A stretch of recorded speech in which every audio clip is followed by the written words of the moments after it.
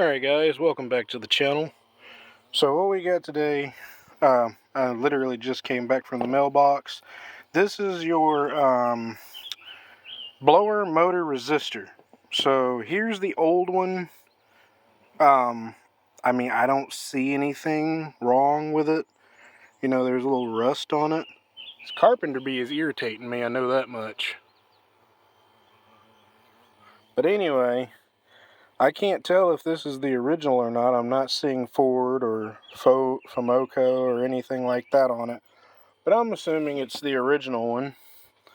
And here's the new one. So my advice to you guys, because it's in such an awkward-ish area, so it sits right down in there. So you've got one screw that sits down here and one screw that sits here. Now that's not the difficult part for the most part. It's the plug. If I can relocate where the plug is. Oh boy. But if I can grab the plug, I can show you guys what here it is. Okay, so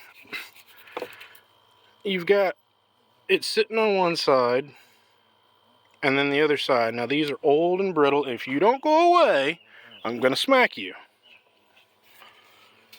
Anyway, so yeah, this one, this can be brittle.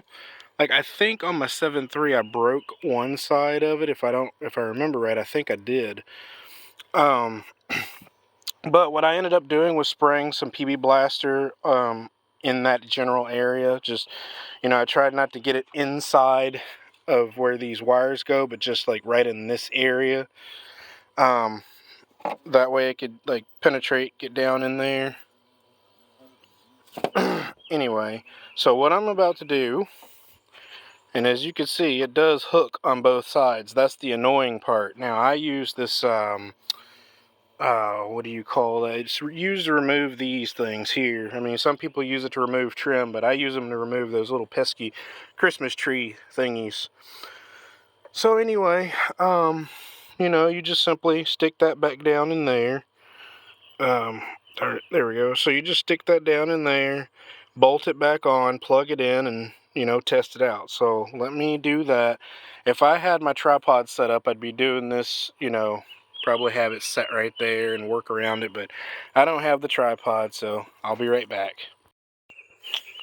Alright, so, yeah, he wouldn't go away, so, had to teach him a lesson. Anyway, I got that bolted in.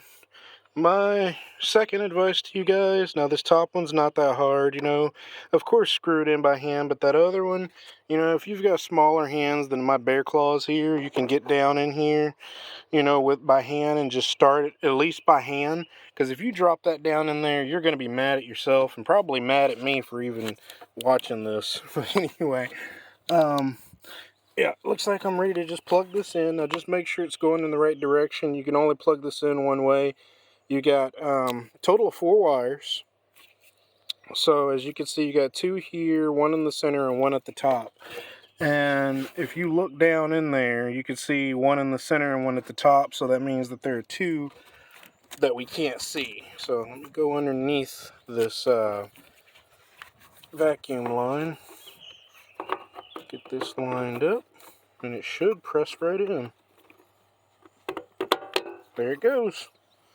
That's what it looks like when it's connected. Now let me plug this, I think that's the low side trigger for the AC. So let me go ahead and plug that back in. I just unplugged it to get it out of my way. Again, if you can work on it without unplugging it, go ahead. But you know, it's kind of right in the vicinity. And again, big bear claws. So anyway, we should be able to go right into the truck, and we don't even have to start it up. But let's see if this was the issue.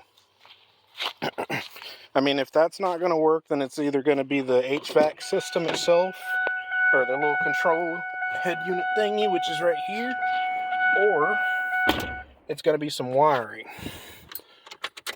So, let's see here.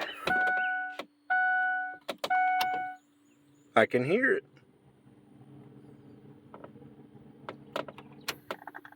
That's what it was. It was the,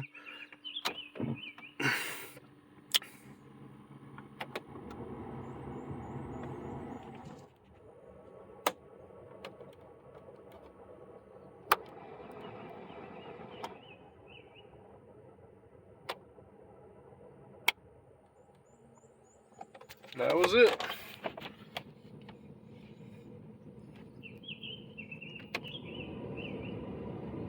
I'm holding it down here like the darn blower motor's down there when the blower motor's up there. I'm so used to most vehicles that I've had, the blower motor is usually inside the vehicle and down there.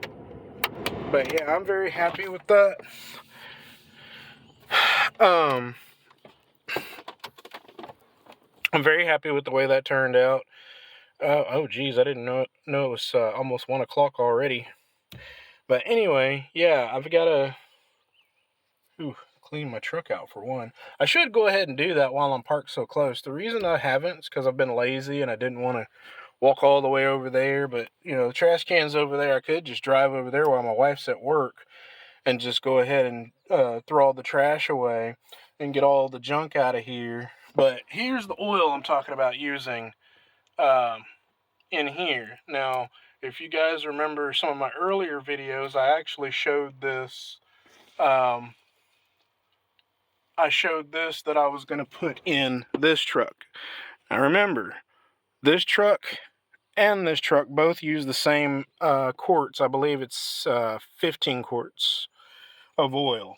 So I was watching one guy's YouTube video. He used the stiction eliminator. So I think he said it was 2 quarts. So he put 13 quarts of oil and the 2 quarts of stiction eliminator. So I'm holding off on doing the oil change for 2 reasons. One, so if you guys can see, I've got a Motorcraft oil filter back there. Well, that's a Wix oil filter underneath the hood, and that little cap, I believe the cap and the filter are one piece. So I'm gonna have to get me a cap that I can snap that Motorcraft onto, or just go get a Wix and just hold on to that one until later. No sense in sending it back. It's not like I won't be using it. And it was only like $30, $35, something like that. But what I need to do is just go ahead and bite the bullet. I know that the oil filters for these, which the Motorcraft, are $19.95. That's the part number, the part number for the oil filter.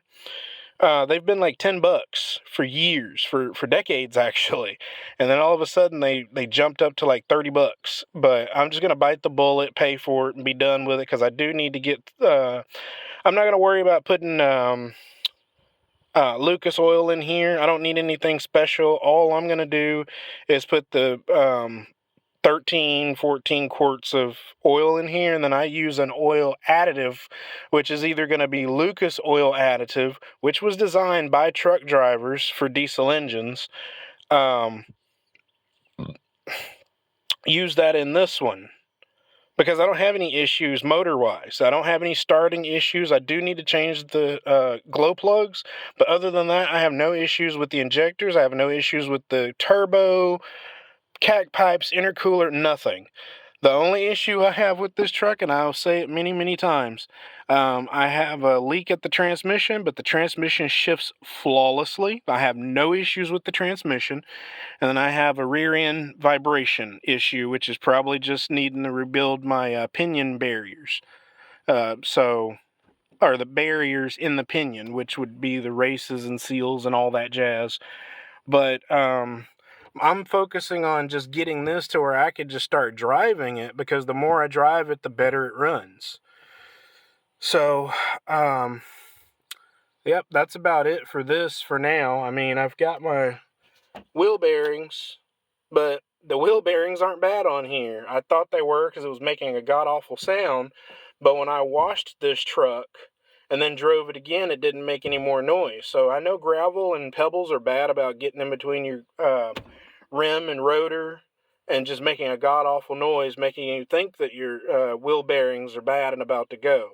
My wife's Expedition had that same issue a couple weeks back, and I pulled her rear driver's side tire off, and one pebble fell out. When I put it all back together, the grinding was 100% gone. So, I mean, that's some of the trade-offs. You know, you live in the country, you're a little more free than people that live in the city. You know, you don't have as much restrictions. You know, you get to live as God intended you to. But the trade-off is when you live on a gravel road, you have to put a little bit more preventative maintenance into your vehicles than you would if you were living on asphalt, blacktop, whatever. So, but I wouldn't trade it for the world. I'd rather spend the extra, 15 minutes to an hour, diving into something that is easily fixable. But I'm going to get on off here. Of course, there'll be many new videos to come. Thanks for watching. Hope you guys learned something new.